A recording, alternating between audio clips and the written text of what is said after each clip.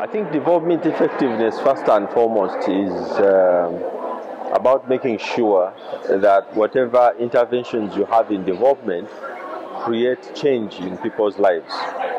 So it is not only about efficiency of development, but it's also about impact and results of development.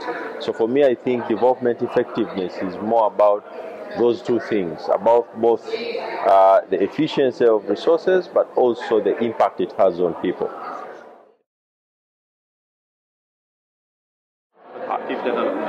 I think the role of the global partnership is really that the global partnership has already been able to set up the principles that they would like to see going forward.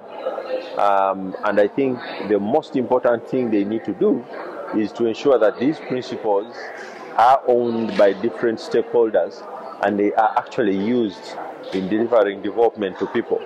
And I think for me that's the biggest role, which is to popularize the principles of ownership, of accountability, of transparency, and all the principles of inclusive development, and make sure that those are the ones that are used in development work. And I think that's where the global partnership needs to be, especially now that the post-2015 discussion is on. I think for us to go into that direction would be very helpful.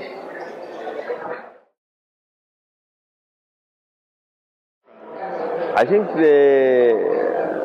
in terms of monitoring, there's been a lot that has gone on, which is that they have tried as much as possible to construct a new monitoring framework. But I think the thing that needs to be improved is to make sure that these indicators actually speak to the challenges that we saw before. During the Paris Declaration and other times, I think the biggest issue that was there was that there was not enough change in behavior by different development partners, especially those who are giving money. So going forward, I think one of the things we should be also monitoring is the whole way in which different development partners are changing their behavior, because I think that's something that we haven't yet been able to put our hands to. Of course, the other thing is that we need to see more indicators, or indicators that clearly can help us to understand what are the impacts on gender, on human rights, on decent work, on the things that civil society have been pushing for a long time. And what are the impacts of all those things on development effectiveness? Because I think that will create the kind of new knowledge that we want the Busan Partnership to actually generate.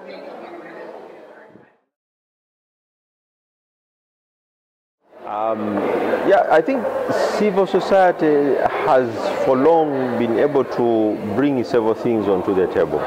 We have for long been able to insist that the whole question of democratic ownership, for example, is important.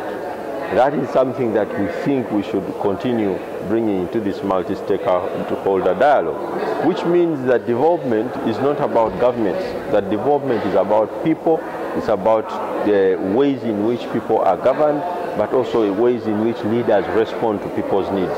So the whole question of expanding development effectiveness to actually include people's needs, people's aspirations and participation is one thing that we've been putting on the table.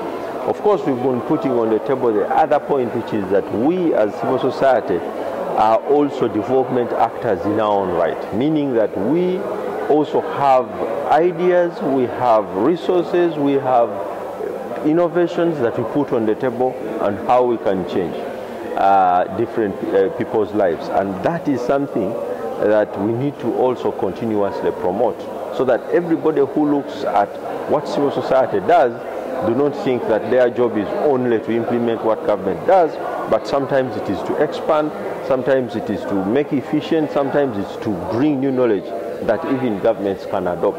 So in this multi-stakeholder dialogue, stakeholder partnership, I think the whole question of what different things civil society can bring is going to be important, especially in terms of how we can show the centrality of citizens in development.